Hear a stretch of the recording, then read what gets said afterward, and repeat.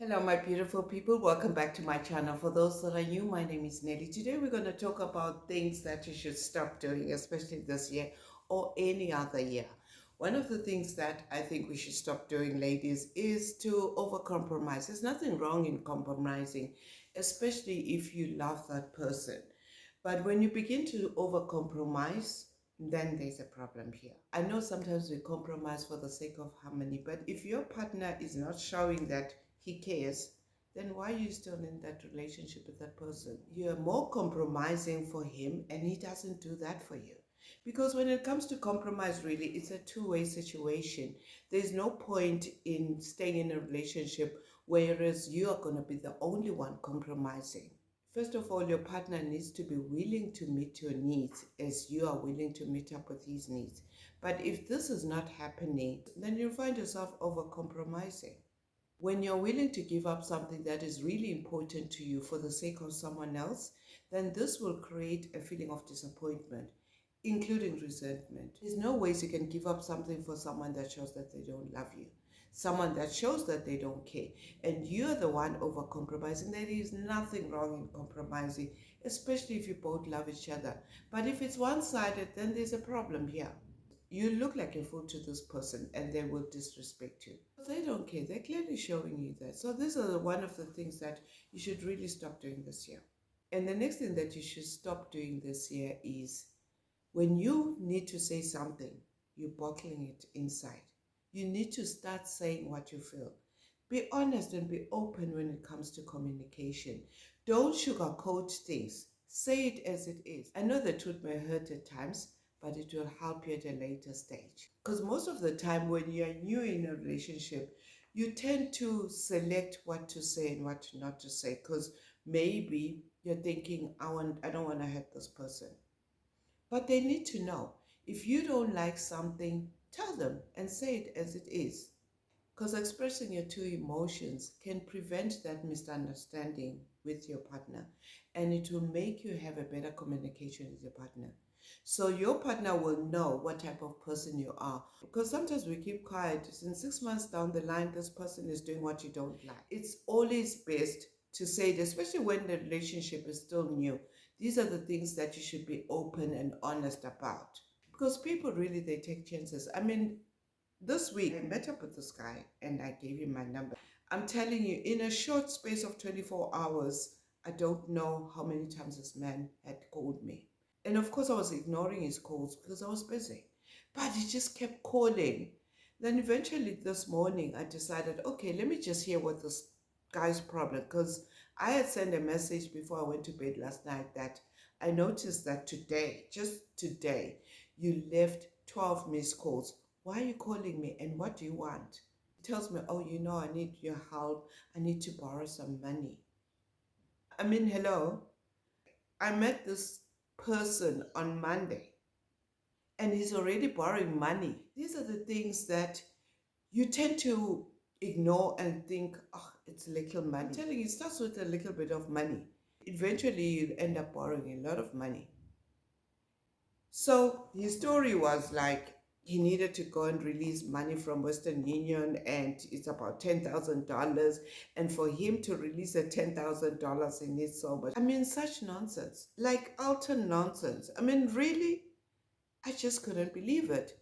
So basically, I was asking myself, so is this what happens these days where you just meet someone, you're so comfortable with the person that you can borrow money? This is when you need to say as it is.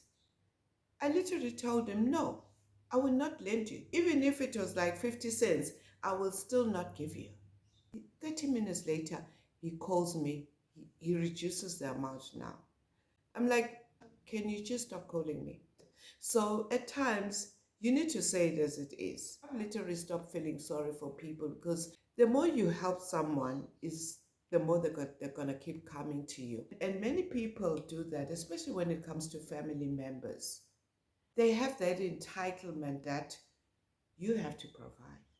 And the next point is stop being too nice and you're always saying yes. There's nothing wrong with that and being nice. Like I said, when it comes to people at times, When they see that you're nice, you're a nice person, they take you for granted.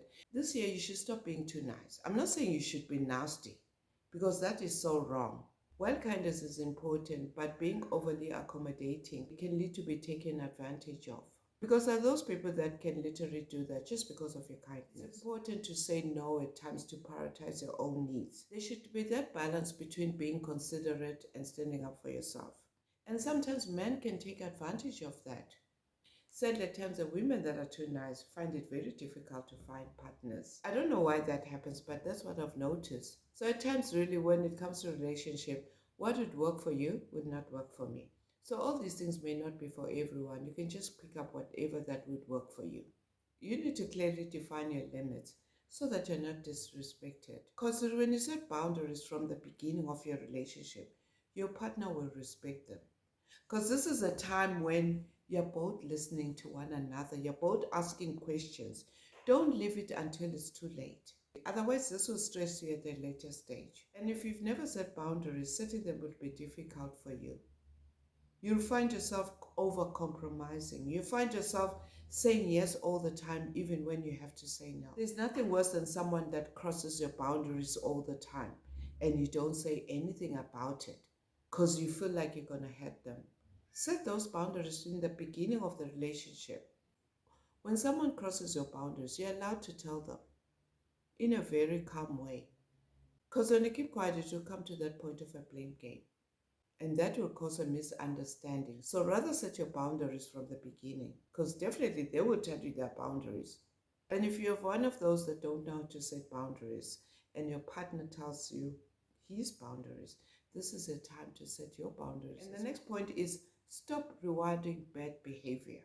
You know, so many people reward bad behavior in relationships, and when the person overdoes whatever that they're rewarding, then they start complaining. Why are you complaining? You accepted that in the beginning. I don't understand why a person would tolerate a bad behavior in a relationship, but some people do that for various reasons. Maybe it's for the sake of the children. You now have a child or children with this person, and you're still tolerating his bad behavior because he's probably providing for the children. That person is really disrespecting you, to be honest. And you're accepting that. You begin to justify those repeated patterns that come with no apology. And you're still justifying his reasons. And yet when it comes to those negative behaviors, they need to be addressed instead of you overlooking them and justifying them.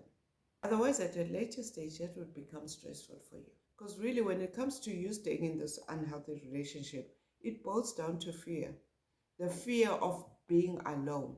And most of the time, people stay in this relationship because they feel like it's better to be in this relationship than starting a new relationship out there. How will you know what is out there when you don't want to experience it? You'd rather stay in this relationship even though you're not happy and tolerate this person's bad behavior. And the next thing that maybe you should stop doing is if you see that you're in a relationship where your partner is intimidated by your success, stop tolerating his behavior. Because your success should be celebrated rather than dismissed. Because you don't want to be with someone who's always threatened by your achievements. If your partner feels threatened about your achievement, it's a sign of their insecurities. You need to surround yourself with people that would uplift you than surrounding yourself with people that are going to bring you down. Even when it comes to friendships, you'll know your friends, especially those that don't like your achievements. So in conclusion, fostering those healthy relationships this year just involves open communication, respect, and setting those boundaries. And also, you need to be true to yourself. So these are just a few things that you should stop doing this year. So thank you for watching, and see you in the next video.